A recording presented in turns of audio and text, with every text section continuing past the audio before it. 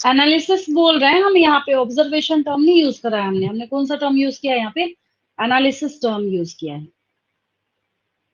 अब कई बार ऐसा होता है ना कि एक पूरा लाइन, एक पूरा स्टेटमेंट लिखने की बजाय हम लोग क्या करते हैं, किसी ना सिंबल का इस्तेमाल करते हैं हम लोग। तो सिंबल का जब इस्तेमाल करते हैं तो उसको देख के ना बंदा समझ जाता है कि हाँ भाई इसका क्या मतलब है। ठीक है, जैसे एज फॉर एग्जाम्पल, अगर आपको मेरी बात समझ नहीं आई तो मैं आपसे क्वेश्चन पूछ रही हूँ। आप जैसे कहीं पे डॉक्टर के पास गए, क्लिनिक में गए, मॉल में गए, किसी ऐसे कंजेस्टेड एरिया में गए, स्टेशन पे गए, कहीं पे भी गए, तो ये सिंबल बना होता है, क्या मतलब है इसका?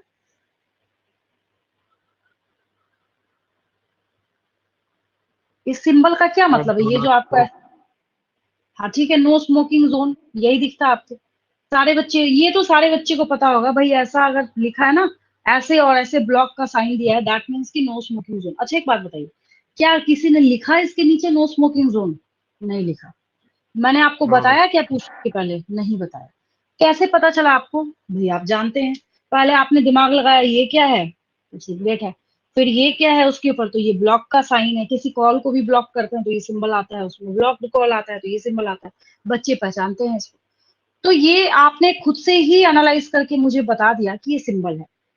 तो ठीक उसी तरीके से एक्चुअली पेडिग्री एनालिसिस के बारे में जब हम लोग बात करते हैं, तो सबसे पहली और सबसे बेसिक बात, जेनेटिक्स में पहली बार अब हम लोग कुछ सिंबल्स का इस्तेमाल करेंगे। और जो सिंबल हम लोग इस्तेमाल करेंगे वो इतना आसान और एक्यूरेट होना चाहिए कि उसको देखते के साथ बच्चे समझ जाए, पहली बात।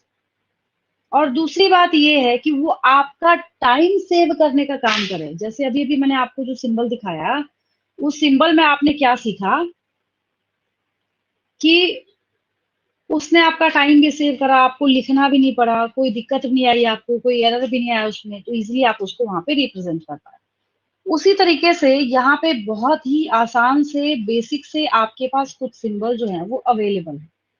क्या करने के लिए? इन सारे केसेस को रिप्रेजेंट करने के लिए।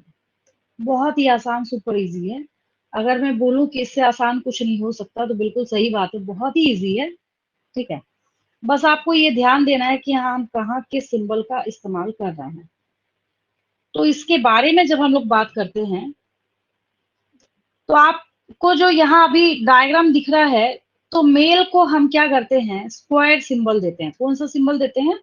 स्क्वायर का सिंबल हम लोग मेल को देते हैं। ये आपको यहाँ पे नजर आ रहा है, ये थोड़ा ब्लर है इसलिए मैंने यहाँ पे दूसरा करा है, ये देखिए।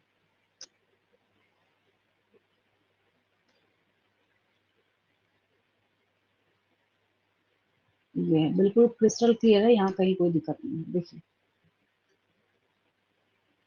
अगर आपको मेल रिप्रेजेंट करना है तो स्क्वायर सिंबल यूज करेंगे।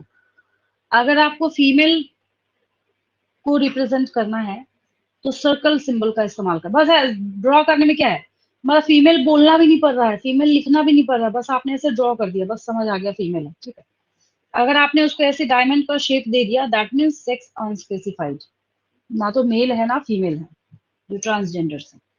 अब अगर इसको बनाते वक्त आपने क्या किया, इसको ऐसे जल्दी जल्दी बॉल पेन से आपने ऐसे कर दिया, इसको कलर कर दिया जल्दी जल्दी में, तो ऐसे ही होता है, इतने अब स्केच पेन लेके तो जाएंगे नहीं, कैसे आप कलर करने बैठ जाए। तो ये क्या है, अफेक्टेड इंडिविजुअल्स हैं। क्या है ये? अफेक्टेड इंडिविजुअल्स हैं। ठीक है, फिर ये रहा मेल, ये रही फीमेल, इनके बीच में ये रहा सिंगल लाइन। फिर आप सोचेंगे भाई इसका क्या मतलब है, ये मैरिज या मीटिंग का सिंबल है, मेल और फीमेल का। ठीक है, डबल लाइन है तो डबल लाइन का मतलब है मीटिंग बिटवीन रिलेटिव्स, जिसको यहाँ पे कंसेंजीनियस मीटिंग लिख रखा है। तो बच्चे बोलते हैं कि मैम ये इसका क्या मतलब है? देखिए क्या मतलब है, मतलब ये है कि मेल और फीमेल की जब मैरिज हुई और इन्होंने अपने पुराने पुराने पुराने एंसेस्ट्रल हिस्ट्री को खंगालना स्टार्ट करा, तो पता चला इनके एंसेस्टर्स जो थे वो क्या है, वो तो खुद ही रिलेटिव्स हैं। तो पता चला कि ये क्या है, जेनेटिकली रिलेटिव्स हैं, उनकी बात करी जा रही है। अब ये देखिए, ऐसे इस्तेमाल करेंगे हम लोग, ये रहा एक्यूरेट। क्या है, क्या बोलना है, इसको देख के सो देखिए। अभी देखिए इसको लिखने में कितनी मेहनत जाती है और इसमें कितना समय बचाया आपका, दोनों देखिए। एक नॉर्मल मेल है जिसने एक नॉर्मल फीमेल से मैरिज करी, और लेफ्ट टू राइट पढ़ते हैं, जिसका फर्स्ट चाइल्ड जो है एक फीमेल है, सेकेंड चाइल्ड एक मेल है। समझ आ गया? ठीक है, अब इसको दूसरा पढ़ते हैं। अब मैंने क्या किया, यहाँ जो मेल है उसको मैंने यहाँ पे अफेक्टेड कर दिया। अफेक्टेड जब कर दिया तो अफेक्टेड जब किया तो क्या आ गया यहाँ पे, अफेक्टेड करने के बाद मेल है नॉर्मल है, फीमेल है नॉर्मल है, फर्स्ट गर्ल चाइल्ड हुई वो नॉर्मल है, लेकिन जैसे यहाँ पे मेल चाइल्ड है वो क्या है, यहाँ पे अफेक्टेड है। तो ये थोड़ा सा याद करके बताएंगे ये कैसे, कौन से डिसऑर्डर को ऐसा एक्सप्रेशन मिल सकता है, सोच के देखिए एक बार। कुछ याद आ रहा है? ये वाला जो एक्सप्रेशन है अभी अभी जो बताया मैंने आपको।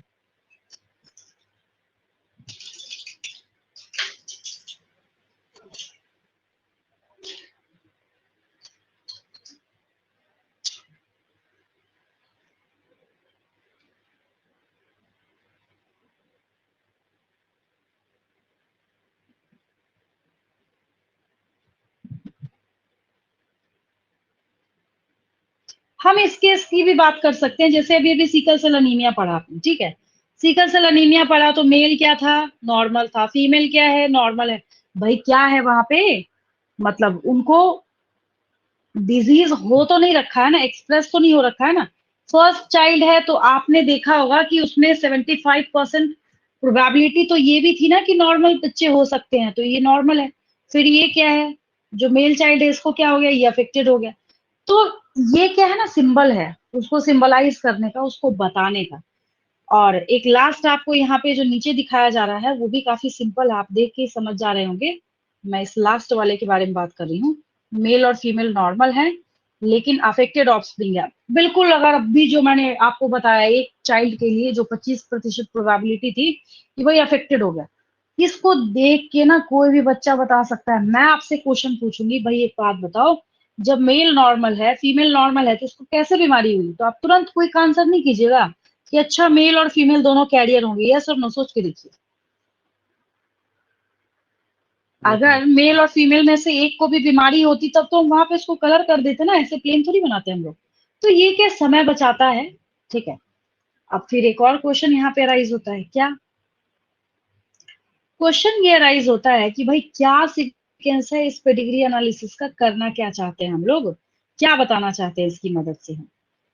तो पेडिग्री एनालिसिस का एक ही सिग्निफिकेंस है, क्या, कि by pedigree analysis you can easily understand whether the trait is dominant or recessive, पहली बात। फिर आप ये सीख सकते हैं कि what is the pattern of transmission of any specific disorder। आप सेवरल जनरेशन्स में जब किसी डिजीज के चलने का पैटर्न चेक करना स्टार्ट कर देते हैं तो उसको हम लोग पेडिग्री एनालिसिस कहते हैं। क्या कहते हैं हम लोग उसको, पेडिग्री एनालिसिस कहते हैं। समझ आया आपको? समझ आया? Yes ma'am.